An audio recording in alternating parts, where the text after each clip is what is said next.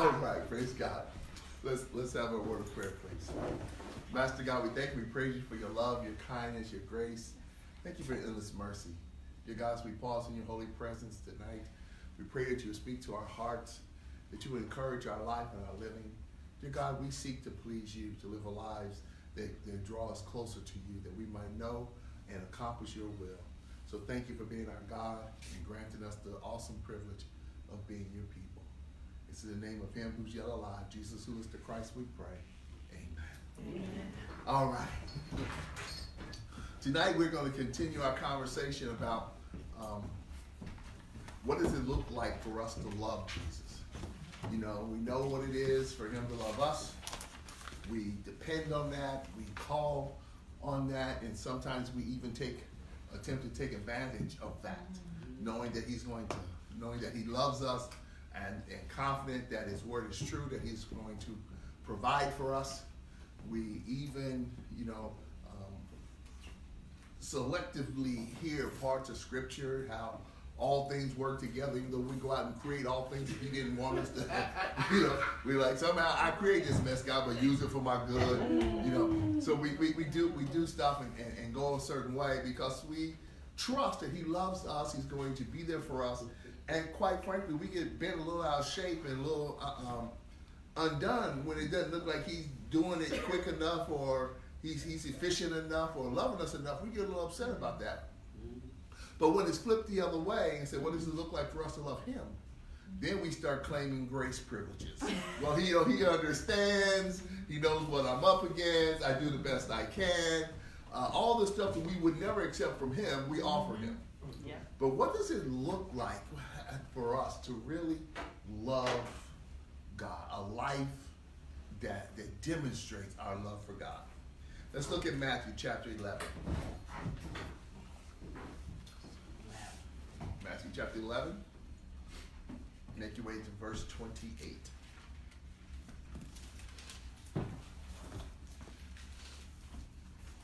And what I'm going to suggest to you that tonight is that a life that's truly in love with God consistently move toward him. A life, when you really love God, you consistently move toward God. You seek to get closer.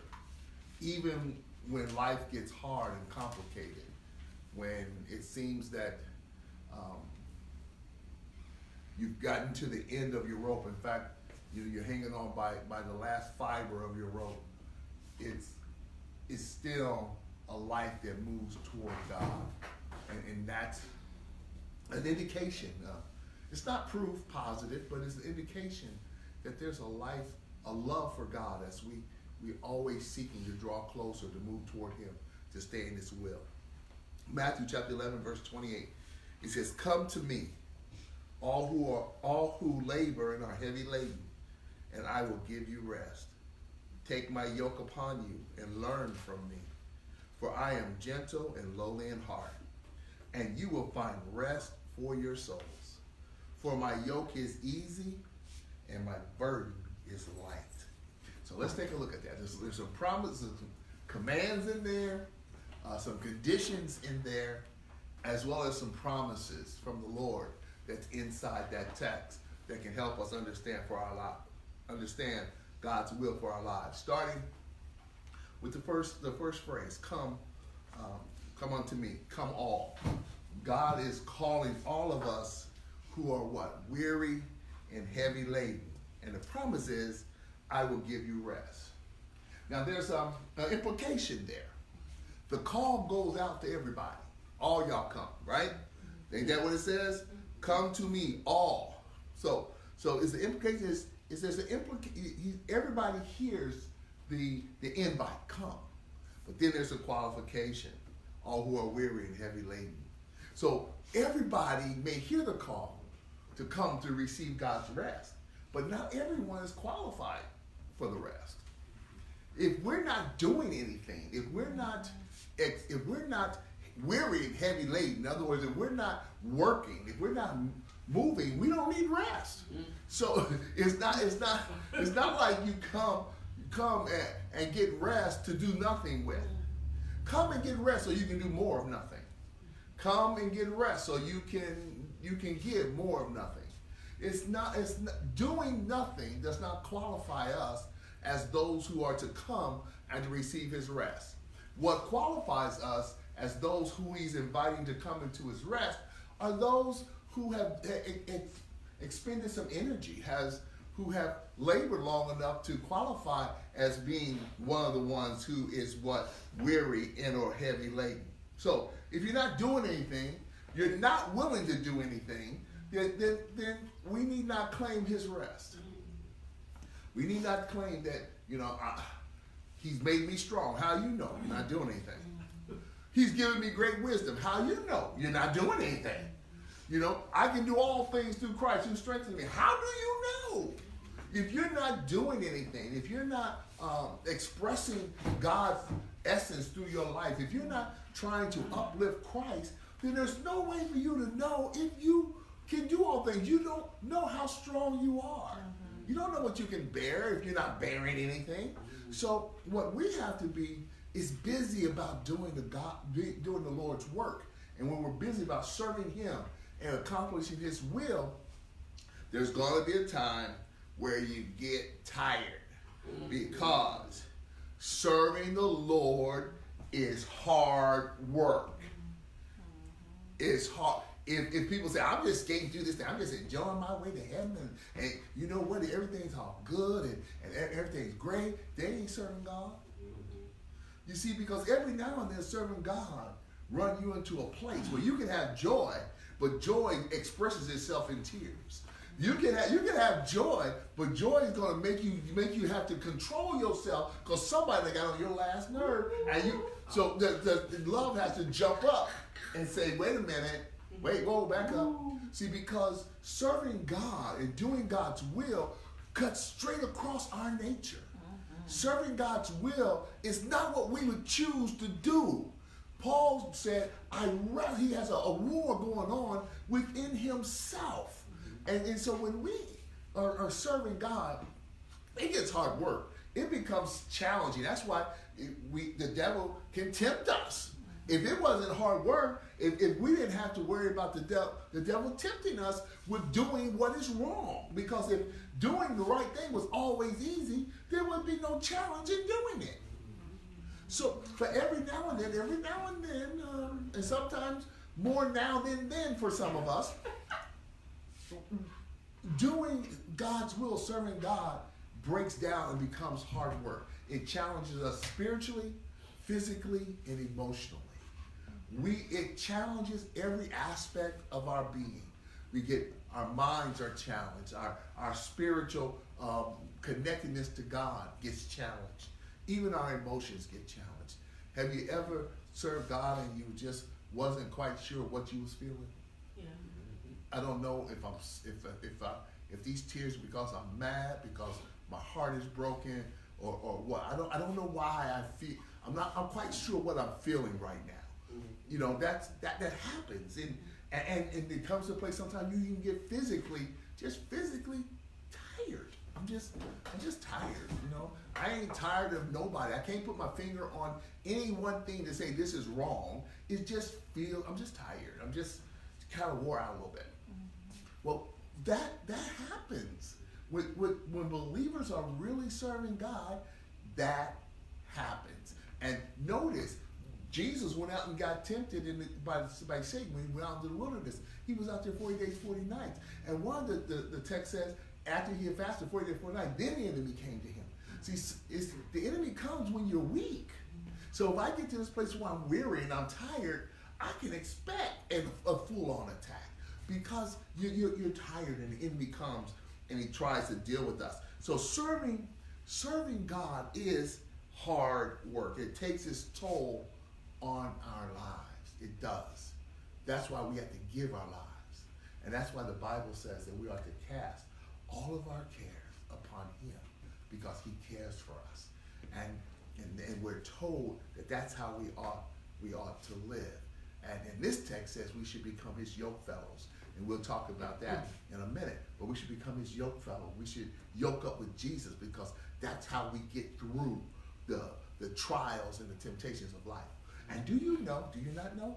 If not, I'm telling you, that life, good or bad, is a problem. See, most of us live for the good life, where we think we got enough money, we think we got enough, our health is good. Do you know more people leave church when things are good than they do when stuff is bad? So it's not just about, is the good things happening in my life or bad things happening in my life. It's who control your life. That's the issue. Because too much money can get you out of church just as much as not enough money, because the problem is not money, the problem is the love of money. And so you can love money even when you don't have it and chase it forever. Or you can love money and have too much of it and just be so stingy you rob from yourself to buy a cup of coffee and you got a pocket full of money. Because why? Because it's that love, that nature that's inside that pulls us away. So serving Jesus, let's be clear. Jesus is clear. Serving Jesus can be hard work. It can just be hard. Jesus recognizes that. But the effective Christian, the strong Christian, hears Jesus and is always moving toward him. Come. Now, most of us want Jesus to treat us like he's, what's that, EMT? Fix us and keep it moving. No, no. But most of us want Jesus to come to us, bring the medical service to us. We want an in-house nurse. We want a doctor to do house visits. We want to be in our lives and want Jesus to come and fix us in our lives. I know I messed up, Jesus, but come and fix me anyway. I know I blew this money in, but come and provide for me anyway. We want him to come into our mess and fix us in the midst of our mess. Because that way we ain't got to deal with or even admit that our mess is messy. We can just live in it and be in it, and he can come and fix us, and we go on until we need him again. So Jesus, get in your little truck, turn on your lights, and come over here and fix my life. That's how a lot of us treat and want Jesus to deal with us. But the text says that if we want rest, we got to leave where we are. We got to walk up out the mess that we're in. He says, come here. Come unto me. We can't be in and stay in our mess and get mad when Jesus don't show up and fix it. He's given us an appointment. Come. Don't miss your doctor's appointment. Come here. If you come here, then I can deal with you. Why? Because that means that you're willing to change. You're willing to leave the mess. If you just stay in your mess and want Jesus to fix you, if I just stay in my mess and want Jesus to fix me, that means I ain't really willing to change. I just want him to take away the pain so I can keep doing what I've been doing. Just fix me so I can keep going the way I've been going. Jesus says, no, come over here. Leave where you are. Leave that situation. That's why he called. He says, come here. And the effective, the encouraged, the strong Christian, even though weary and heavy laden, will always in their lives be moving toward Christ. So when you're living, you have to ask yourself, is this taking me to Christ or away from him? Is this endearing me to the Lord or is it separating me? Is this dude, is this guy, is this girl good for my relationship with Christ, or are they dividing me from Christ? Is this job good for my relationship with Christ, or is it dividing me from Christ? See, most of us get jobs based on what it pays, not on what it does for us. So is this job moving me toward Christ, or is it separating me from Christ? What's it now? Then you can ask, how much does it pay? But first you want to know, is this going to be good for my relationship? Now some jobs are what's it, neutral. It doesn't matter. It's what you do in it. Like you're a programmer for an insurance company or something. Well, guess what? it depends on what you do with it. What kind of employee are you? Are you a holy one or one who's there to make as much as you can? What do you do with that job? But some jobs are clearly get in the way of our lives with God, and some relationships clearly get hindered, and some relationships clearly support. So you have to say what's going on here, and be willing to leave those things that are hindering your relationship with Christ, and always be moving toward Him. See, because that's what effective Christian living is. It's a continuous movement toward Christ. That's why He says, come unto me. But Jesus, in saying, all who are weary and heavy laden, recognizes that your struggle, my struggle, is real. See, some super Christians want you to think that all you got to do is say Jesus 3 times, turn around 4 times, and miss a meal, and everything is okay. No, Jesus acknowledges that your struggle, the war that you have, the battle that I have on this earth, in this earth, is real. The enemy is a real enemy. The devil is a real devil. Evil is really evil, and mean is really mean. It's out to hurt. It's out to hinder. It's out to block. It's out to destroy. We're told that the enemy comes but to steal, kill, and destroy. Ain't nothing good about his agenda.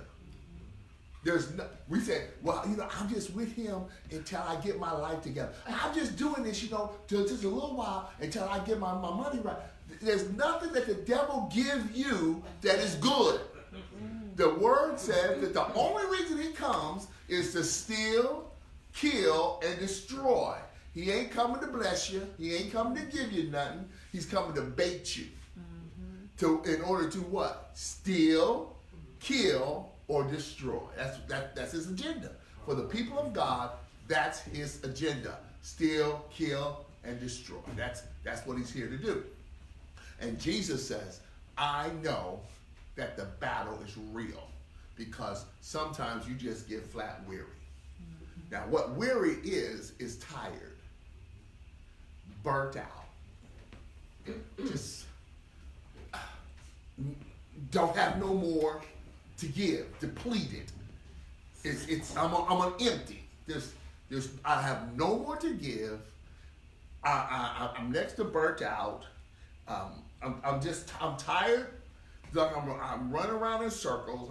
I'm tired of banging my head against this same wall. I'm tired of working so hard and nothing gets accomplished. I don't have any more to give. Now, weary. So Jesus says, if you're weary, come on. Why? Because weary is an attack. It's an attack on your power or your ability. See, when you get so tired, the enemy attacks and make you think you can't do no more. You don't have the strength. You don't have the power. You don't have the ability to do what God said you can do. God said you can do all things, and being weary says you can't do nothing. God says that He'll make a way out of no way. Being weary says, nah, you're stuck here. You're burnt out. You don't have any more. See, so when we get weary and we're just tired, we stop believing God and start believing the lies that the enemy tells us based on how we feel in our experience. I sure can't do nothing. I am tired. Why am I the only one that ever tried to do it? Nobody else do that. Why I got to do this all by myself? I'm tired of doing this. Somebody else needs to step up and do this. I ain't doing this no more. We get tired, and it's an attack on our ability. I can't do it no more. How many times you said, I just can't take no more? But yet the Lord says He won't do what? Put more on you than you can bear. So who's right? You or God? Is God right? Or am I right? I can't take no more? Or He ain't going to put no more than I can bear? Or maybe I just tell him God can't bear no more. He said, you're right. I don't know. But the issue is that happens, and the enemy comes and he attacks us, and we say, and we end up not doing anything. Yes. But sometimes you might feel like that. You feel like you have to try to solve it on your own. Or, I mean, sometimes you might have to go get help from somebody else that can show you, you know, there's a better way. You just like so tired, you just don't know what to do. Right. So sometimes you have to get spiritual help from You get someone else, right? Absolutely. That's why it's a body, because sometimes we need each other, and that's why the enemy drive wedges in folk in the church. Most people in the church got stronger relationships with folk who don't even go to church. Why? Because if the enemy can keep the relationships inside the church fractured, he reduces our ability to get strong. If most of us, most church folk would find more pleasure hanging out with non-church folk. Why? Because they live vicariously. I ain't drinking, but I'm around folk who drink. So I laugh at their crazy jokes. I watch them fall down. At the church, at church, all they gonna do is shout. All they gonna do is pray. And, you know, they ain't gonna be nothing fun. But I go over here, they cuss and watching nice movies. I ain't doing none of that. But I like being there. Why? Why, saint of God, do you like hanging out in the devil's nightclub more than you like hanging out in God's sanctuary? Yeah, something wrong with that. But most of us don't think it's wrong because I'm not doing anything. Did you pay to get in the club? Did you pay to get? Did you pay for the Uber ride to the club? Did you pay for parking at the club? Did you go get your hair done, buy a new outfit, get your nails done to go to the club? But you get 50 cents in church and think, why? Because after I got my hair and nails and my new outfit, I ain't nothing else. Because I got ready for the club. And I got a ticket on the way home. Yeah. I was gonna say, the whole battle thing is so real because, like, I try to come back to church, and like every time I come back, I try to really give myself, like, for real this time. I'm like, for real this time. Let me give myself, right? And then like recently, I started listening to like different like gospel like stations, and then in between like commercials or whatever, I would switch to a different station, and I realized like the songs that I used to like from like Hot 97 or the rap songs stuff. Now it feels like I feel guilty about it because I know it's not right. You know what I mean? So now I'm quick to change it. Whereas before I used to like know all the lyrics and stuff. But it's like it is a battle because you're within you. You're realizing like that's not right. Like it. You know what I mean? Absolutely. Like the beat is good and you dancing to it, but some of the songs I don't even know what they're saying. But then after a minute, because you're trying to change, now you get it, right? So you're like, oh, that's what the song means, you know. So it is hard, but like if you really want to change, you know, those are even the radio, like you said, little stuff like that you see like the devil's really coming for you, you know, because everybody listens to the radio to get out of whatever, right? But I realized, like, if you're trying to change some things, you have to give up. And That's right. even music, you know. So. That's absolutely right, because see, a lot of people say it's just music. See, but you have to understand, music carries a spirit, and not only does music carry a spirit, everything that happens in our natural world is the consequence of a spiritual. So what happens in the physical world is a reaction to a spiritual reality. So if there's a spiritual reality, the enemy infuses music and then disperse that into the natural world. So we got a nice beat, a nice hook, and you don't hear everything. I ain't talking about all this subliminal stuff, stuff. You play the record backwards and you hear stuff. I ain't talking about that. But I'm talking about stuff that's right on the surface. Right. I'm talking about stuff that's right on the surface, stuff that you don't think about that you keep hearing. And you know how you hypnotize, how you brainwash someone? You control their diet, their sleep pattern, and what they hear. If I can control your diet, your sleep pattern, and what you listen to, I can control what you think. And so that's what does the enemy do? Most young kids get what? 4, 5, 3 hours of sleep a night? What am I doing? I'm controlling your sleep pattern. They come out at night. Their diet is fast foods and candy. What am I doing? I'm controlling your candy. And what do you listen to? All that stuff.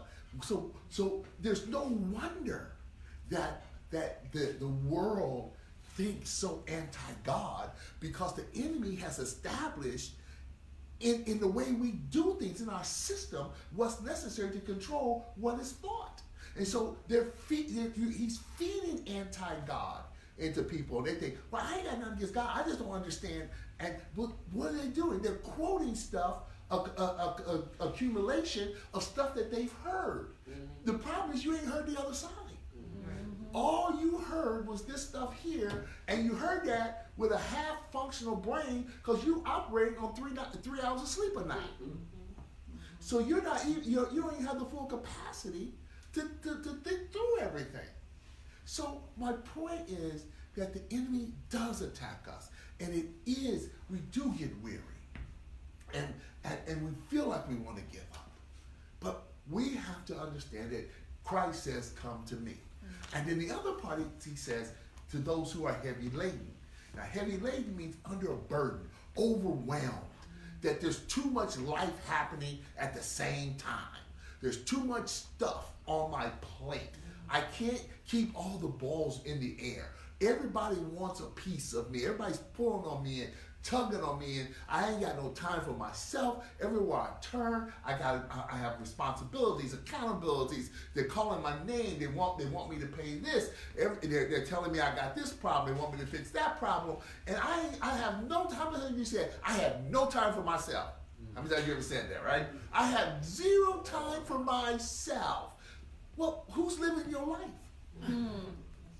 But the enemy makes us feel so overwhelmed that we feel like our life is not even our own, that everybody else is living our lives and we can't even live our lives. What is that? That's escapism. Because everybody who pull on you, you make the decision to answer. Mm-hmm. Everybody who says, I need your time, we make the decision to give it to them. Mm-hmm. Now, I ain't saying you stop making those choices. It's up to you. But that's what the enemy says. And that's what the enemy does to us. He overwhelms us. And God says, if you're overwhelmed, if you're feeling heavy laden, if you feel like, look, there's too much life crammed into your situation, onto your plate, then come unto me. Bring it here.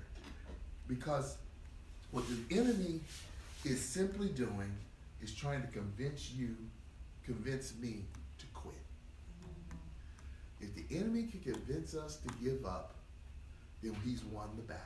Mm-hmm. He's trying to convince you because you're too tired.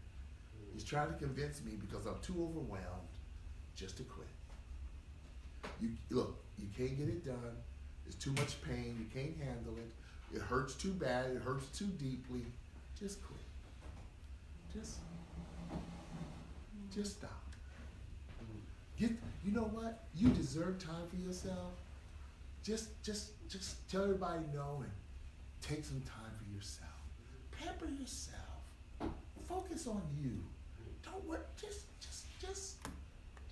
take some time. You're tired. I know. You've been working so hard. Just rest. Just rest. Mm-hmm. Do you know what's funny about that is no matter how much you so-called rest, you don't have peace. Right. And no matter how busy you are, when God is first, somehow everything else works out. There's not enough time in the day. You don't know how. You're overwhelmed, but somehow you still have this peace. And somehow it gets done and things are done effectively. Right. And the minute you say, well, I'm not going to do this because then I can catch up on all of this, nothing happens. You don't catch up on nothing. You don't. So it's like it's such a trick from the enemy. You're absolutely right. It's a trick. And it's a trick that has been validated by should I say, the professionals. Now, I ain't saying there's never a time, Jess, that you don't turn aside and rest. Mm-hmm. Jesus turned aside and rest. Mm-hmm. So there's times where you turn aside and rest. Mm-hmm. I don't say there's not a time where you need to get away and just get with God and kind of clear your head and get your spirit recharged. But notice that what that is. Every time Jesus turned away, he turned to the Father. every time he got away to rest, it was to pray. And so we don't turn away from the pain, we turn to God. See, most of us turn away from the being overwhelmed. But when we turn, we don't know what we're turning to, because all we did was turn from. I turned from that thing that's hurting me, but I didn't turn to anything, so I ended up binge watching Matlock. So I turned from the pain, binge watched Matlock, and at the end of it, I ain't got nothing, and there's nothing that's happened for me. So we don't turn from stuff, we turn to someone. We got to stop letting the enemy force us to turn from the pain in our lives. And when I turn aside, I'm turning to God. Because the issue is, the situation, the reality is, the strong, effective believer always moves toward God. So even when I turn aside, take a rest, I'm turning to God. So there's times when you do that. But the world has told us, if you suffer burnout, just get away. Take some time for yourself. Just don't sit down. You need some rest. Don't burn out. See, the world tell us, if you feel weary or heavy laden, get selfish. I don't say that. No. The world says, if you feel weary or heavy laden, make yourself God and do only what you want to do, when you want to do it. They call it self-care. That's what they call it. And they say, take care of yourself. Which one of you would rather want to replace God in providing your care? See, so it don't even ring true when you hear it. No, I don't want to replace God when it comes to providing my care. I don't want self-care. I want God to take care of me. So what do? You turn to Him. You don't turn away from Him. So people say, I didn't come to church. I was just too tired, so I didn't come to church. I need some rest because I gotta go to work. I had a long week and I gotta go work on Monday. So you know what? I'm just gonna sleep in. What? That's like saying, I worked all hard. I got real tired. I got real sweaty. I got real stanky. So you know what? I just wiped off with a towel. You need a shower. Tell my kids that. You need a shower. Just wiping off though ain't gonna get it. So, but that's what it's like. It's like saying I was really tired and I was really going through. So you know what? I abstained from God. Well, I didn't abstain from God. I just didn't go to church. Well, you know what? You tell your kids take the garbage out. They don't take it out. You said, why did you disobey me? Why? I didn't disobey you. I respect you. I just didn't take the garbage out. They would say that. Right? Does that make sense? Would that fly with you? No. But that's the kind of stuff. That's the kind of stuff that we tell. That's the kind of stuff that we tell God. God, I don't understand. I don't understand what you're doing, but I just had to take care of me. That really don't get it. That don't get it. So when the devil convinces us to quit, when we refuse to fight, we pretty much just give him the victory. We just let him win. We forfeit the game. Here, Satan, here's one for you. Because the only way he can win is we quit. Only way. The only way he can win if we quit. If I refuse to fight, Satan can win that battle. He won't win the war, but he can win that battle. And he only can win that battle when we refuse to keep fighting. I give up. The problem is, he wins the battle, but he's a terrible winner. He keeps rubbing it in your face, bringing it back around, throwing it up in front of you. You never get over the fact that he beat you. So don't let him win. Just keep trusting God. So he says, come on. Now, he says he's going to do what? He says he'll give you rest. Rest is to be refreshed, to be calm, is to receive permission to cease for a while. It gives you, it puts you at ease. In the army, you see, the officer walk in and they snap to attention and they stand like that, and somebody say at ease, right? Well, at ease is a word for rest. So it's at ease, it means rest. Now, understand, in the army, when you're at ease, that don't mean just start running around doing whatever you want.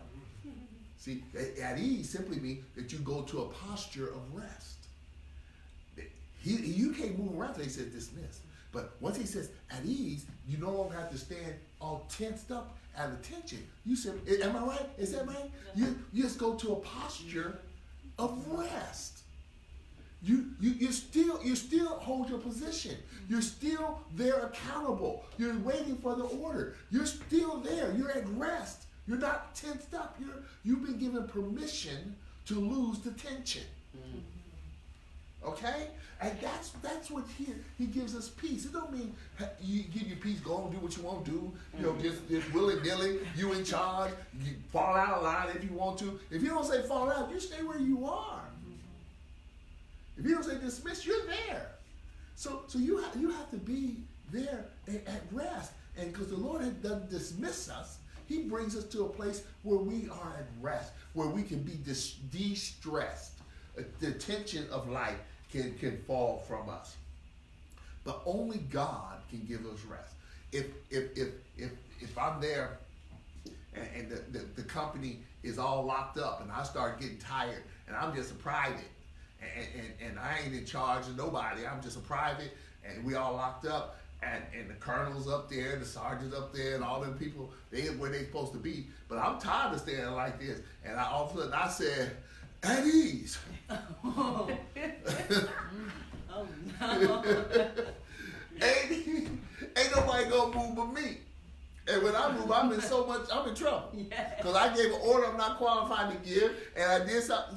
So my point is this. So he doesn't dismiss us, and we're sitting there, and only God can give the come and get rest. So when you're trying to get rest from other places, it's like somebody who doesn't have the authority to grant rest. So you're asking someone who can't give you rest to give you what only God can give. Come on. So you can't get rest from boo or job or money. You can't get rest from turning aside and being by yourself, because the only one qualified to give rest is God. That's why Jesus says, come to me. Take my yoke upon you. He didn't say go to your friend, go out. No. He says come here.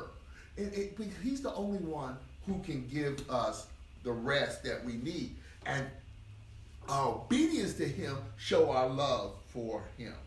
Our obedience tells us or shows us that we actually love God. Okay? So when we go through this whole thing, we have rest.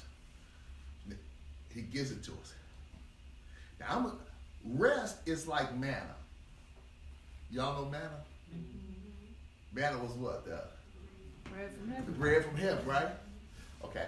Now they went out on Monday and collected enough manna for the week. No. And they ate it no? For the day. For the day? So they went out on Monday for the day. And so they went on Tuesday and collected enough money for manna for Tuesday and Wednesday. No. For Tuesday. Oh, so the manna, they had to get the manna every day for that day. Except on the Sabbath. So what happened to the Monday manna on Tuesday morning? It wasn't no good. It wasn't no good. It had squigglies in it, didn't it? It had squigglies, right? Words for maggots, right? Yeah. So if you went out and tried to take too much, it didn't do you no good because you lost it, right? Wow. That's how rest is. See, if you try to hoard up rest and get enough rest, I'm gonna rest these 3 days. I'm gonna rest this whole week, so I'll be ready for the next 2 weeks. You see, you can't store up rest. You can't like put rest in your back pocket. There's no bank account for rest. There's no, you can't say, you know what, put this rest on the shelf and I'll come back and get it when I need it. Rest, you have it to use it. You rest does what? It restores energy. It restores strength. It brings back calm. It reduces the stress. So what? You can get back in the fray. That you can go back and start living God. Can somebody tell me what grace is for? God gives us grace, right? What's grace for? What's the purpose of grace?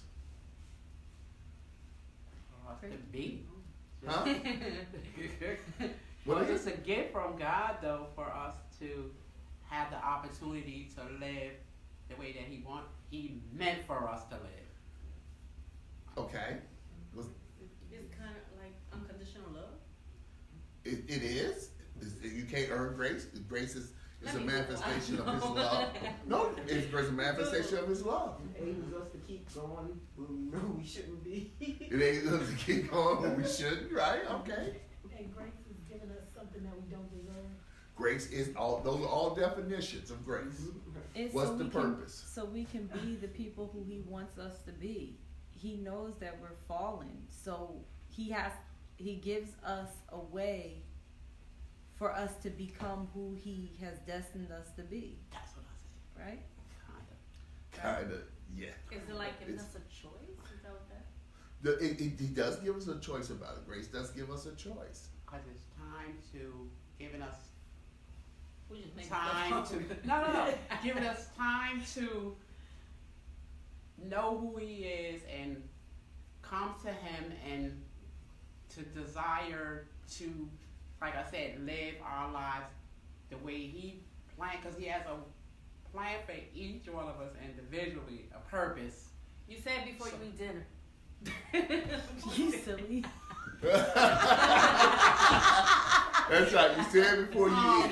You said it before you eat. He loves us so much. He wants us to. He's given us time to realize that, turn back to Him for everything that we need, and when we do that, then we'll realize that.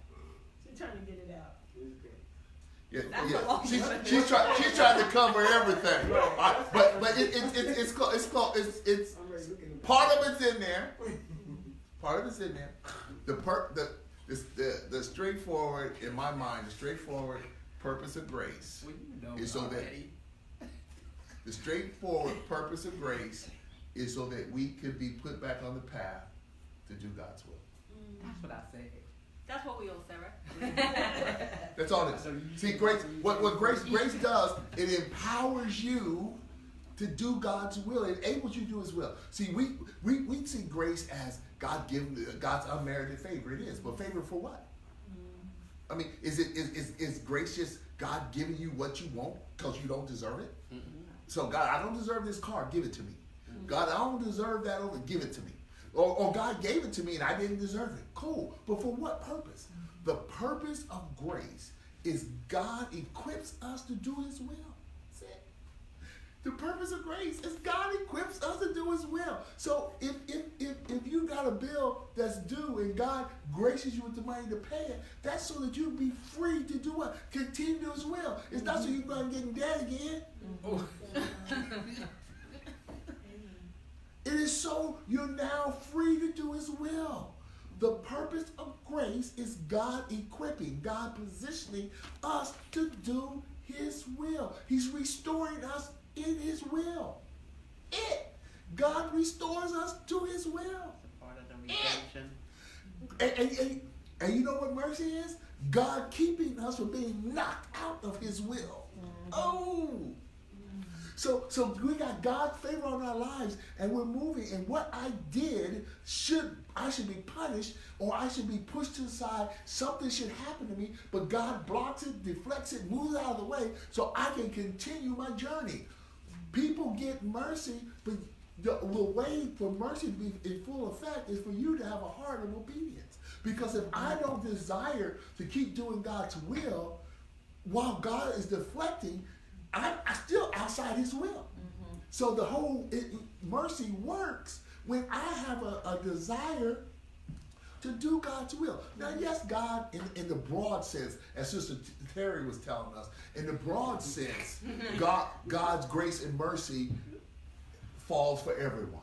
Sinners, saints, all of us experience God's grace and God's mercy. But when we're living and God is granting us mercy and giving us grace, it's like bumpers in a bowling alley. You ever see kids bowl? They put these bumpers in both of the gutters, so they roll the ball, and no matter how they roll it, it's gonna hit some pins because it bounces back and forth. That's what grace and mercy does for us. Grace and mercy is like bumpers on our lives. So if we walk in God's grace and his mercy keeps us in the lane. So it's only when we decide I don't want it and we step out the lane. So I'm trying to convince us to keep going and let God's grace and mercy move us. And so that keep us straight is providing what's necessary. So next time God bail you out, don't say, whew, I'm glad. No, get busy. I appreciate that bowling analogy. You know that's right up my alley. You use bumpers? You're in the league with bumpers? Okay. Oh, yeah. Don't tell them right? Okay, now next we'll look at, it says that we come unto him, right? Take my yoke upon you and learn of me, right? That's what it says next. From me. That's right. Take my yoke. Sorry, No, you're right. Because, well, see, King James says of me, but it really means from me. So it's take my yoke upon you and learn from me. What old King James came out, but you're absolutely right. That's what it means. It means from me. So let me teach you. That's what it's talking about. So becoming yoke fellows with God is what we do. Jesus has given us the opportunity here to choose. Here's the image. A yoke is a wooden thing with loops that two work animals got into. And so Jesus says, I'm in the yoke. Now you come along and get with me. The work that we're doing is your life. The work that we're doing is the stuff that got you weary and heavy laden. I've yoked up to handle it, but you come on and get with me. You see what I'm saying? So he is saying, if you see the picture of two oxen in yokes, he says, I'm in here. This is my yoke. You get in here with me. Become my yoke fellow, my yoke mate. So we can pull this plow, we can pull the weight of your life together. But then he says that you need to learn of me. Learning from Jesus says, I need to learn how he's pulling. Why he's pulling. See, just wanting Jesus to fix your life is not enough to keep you at rest. Just wanting Jesus to fix it doesn't say, I love you, Lord. What says I love you is when we start learning to be like him, to live like him. He said, learn of me, learn from me, learn how I treat my enemies, learn how I deal with folk who mistreat me, learn how I treat my friends, learn what's important to me. And the purpose of learning is to do, not just to know. When you go to your job and they train you how to do your job, you say, okay, I got it, I know. Then the boss come back and you don't do nothing right. And they say, well, why are you doing it? They trained you. Yeah, I know, I just didn't want to.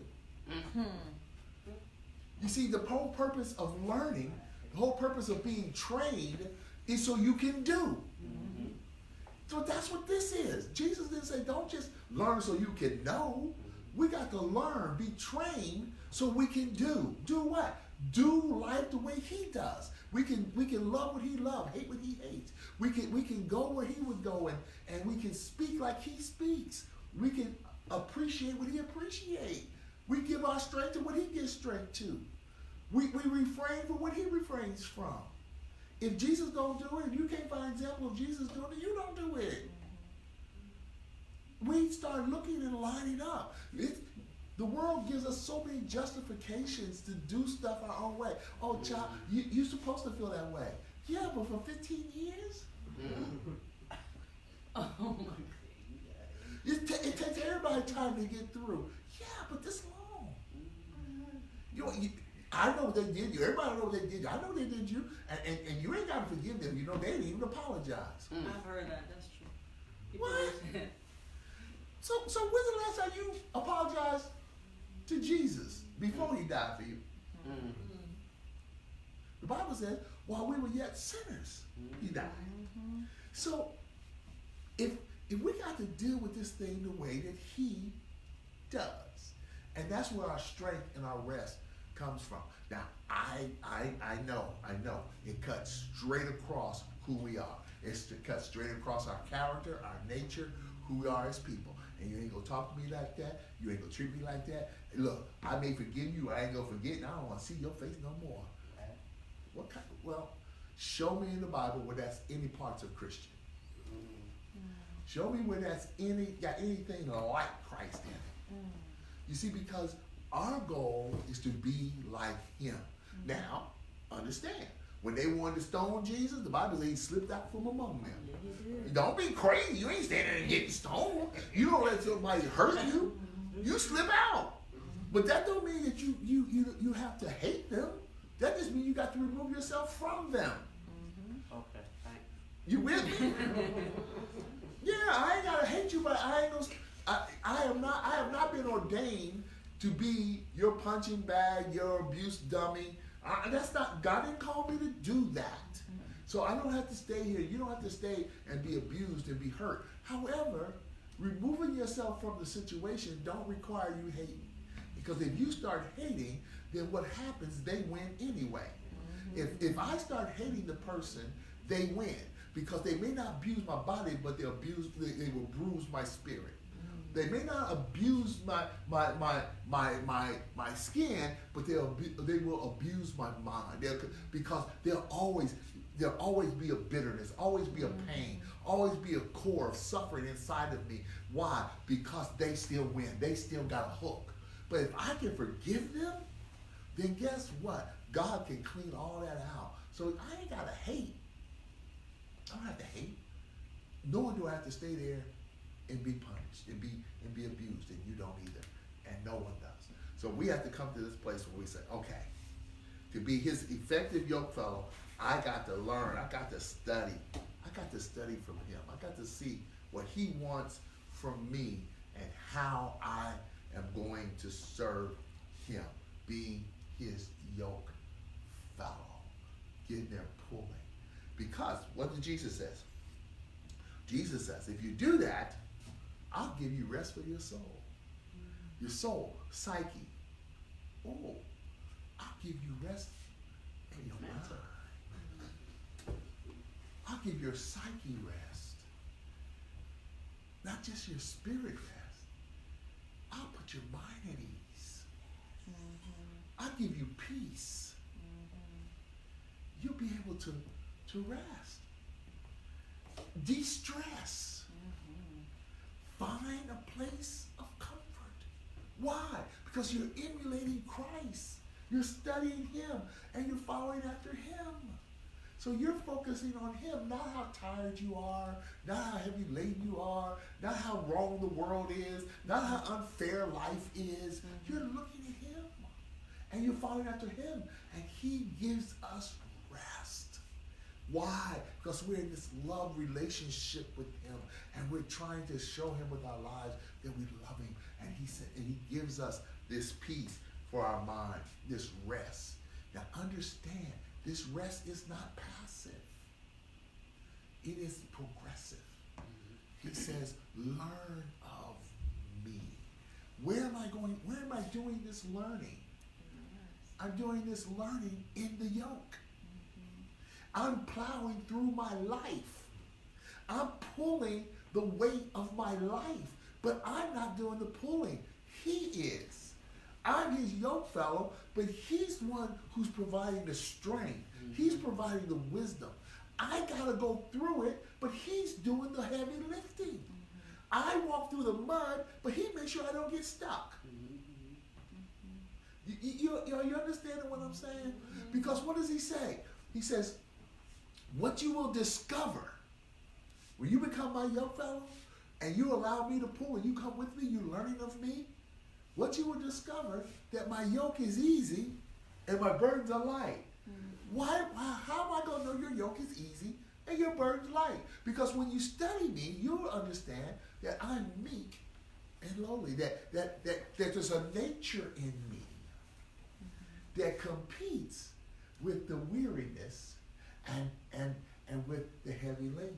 We'll discover that the way we go about this world is not how Jesus goes about it. See, Jesus says that what were we going to learn of him? That he is kind, he's gentle and lowly of heart. That there's a nature about him, even when he's pulling your life, pulling my life because I'm too tired. He's bearing me up and walking me through my stuff. He's showing me that he's doing it how? Gently. He's gentle. He's meek. He's humble. He's kind. He doesn't exalt himself. You know what the heaviest thing in life is to bear? An inflated ego. When you think so highly of yourself, that is the heaviest thing in this world to keep up. You can't keep it.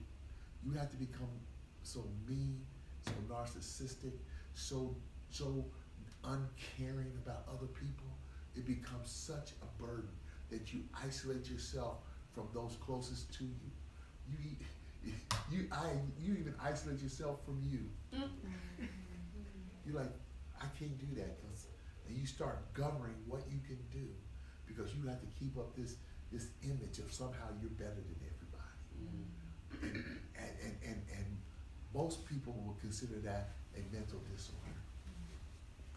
I think it's a spiritual problem because what's happening is I've allowed myself to become so anti-Christ, so un-Christ-like, that instead of being lowly of heart, I exalt my heart. Instead of being meek, I become puffed up. I become the opposite of who Christ is because I'm not watching him. I'm reading the dictates of this world. And this world says that you only get ahead when you knock everybody else down.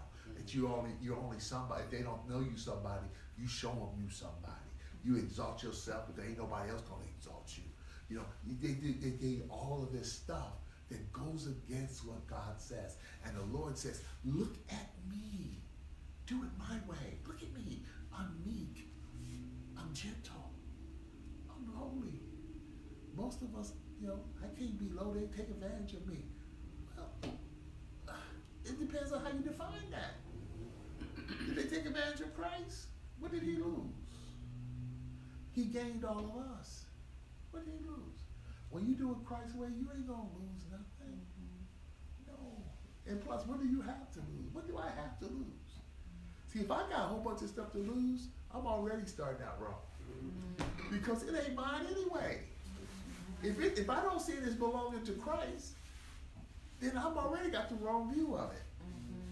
So that's what he says, you'll see. Don't exalt yourself. That's a hard thing to do. And when you'll find out that my yoke is easy and my burden is light. When I first got serious about my relationship with God, we used to have what was called a yoke person in the church, and they would call you up, and if you didn't come to church, they would be at your door or calling you, and they would guide you like a Bible study, Sunday school. You would sit by them, or they will always like kind of come beside you and help you to stay in the church. That's excellent. That's a wonderful thing. To have different churches have that under different names, different programs, but that's a wonderful thing.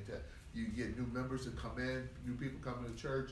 They pair up with a seasoned saint, and that individual will be there with them and help them get through and navigate the church and stay faithful. The Bible calls that discipleship, and I think that's a wonderful thing, and it's needed. It's needed. It's needed from the people who grow. We just need enough seasoned saints. Not people who've been in church a long time, seasoned saints to do it, and that'll be a great thing. But I want I want to show you these two little things here, and then I'm done. Learning to be gentle, humble, like Jesus, reveals his easy yoke. See, the way that you discover his yoke is easy is you become humble. You learn. See, I learned humility from him. I learned how to be humble, gentle, and when I do that, it reveals that his yoke is really easy, because if I'm humble, if I'm gentle like he is, then I am not always worried about being tired. There's a refreshing going on with that, and it overcomes this weariness. It's this, I don't carry the burden of it so much. So I end up being Christ's partner with him to get through this. The other part is that if I discover he's lowly of heart, right? He's meek. He doesn't exalt himself. Then I discover that he doesn't exalt himself, so that reveals that his burdens are light, because the heaviest thing, like I said, to exalt is your ego. So Christ doesn't exalt himself, he pulls others. So now my burden is light because I ain't so self-centered, so self-focused. Have you ever noticed that? Have you ever had an itch and you start scratching, and all of a sudden itches just start happening? Okay. Well, everywhere wasn't itching until you started scratching. Or you seen something. Right, or you've seen something. But, you got a little itch, you start scratching, and then all of a sudden you feel something over here, and you're like, man, what is this? But it doesn't happen until you start. So if I start saying how bad my life is, all of a sudden everything is bad. My job is bad, my home is bad, the water's bad, my hair is bad, my shoes are bad. Everything becomes bad because the enemy focuses my attention on what's broken, and every time I turn around, there's something. This is broken, that is broken. It's never right, because that's what I see, that's what comes to me. But when I focus on Christ, then I stop looking at all the places in my life that are just life. It's not bad, it's life, so you keep going, and you focus on him, and what you discover in that process is that it's not all that heavy. Not because you're pulling it, because he is. So where do you focus? On him. Because that's how you love him. That's how you show you love him. You hook up with him. You do life his way. And when you do, the love that you show him comes back, and as they say, in spades. It comes back into your life in a way that you can make it. You can navigate your life. He pulls you through your stuff, and you can make it. So don't let the world divert your attention. Follow Christ. Look at him. Study him. Know who he is, and then live your life like him. To know is to do. Head knowledge is a wonderful thing, and everybody ought to get as much as you can. But if head knowledge doesn't translate into behavior, then it's a waste. You got to learn, and then that's to translate into how you live. Okay? All right, come on. Let it do it. Let us pray. We just done it. Let it pray. Who lives with what?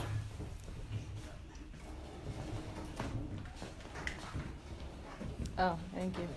Appreciate that. I know my lower back is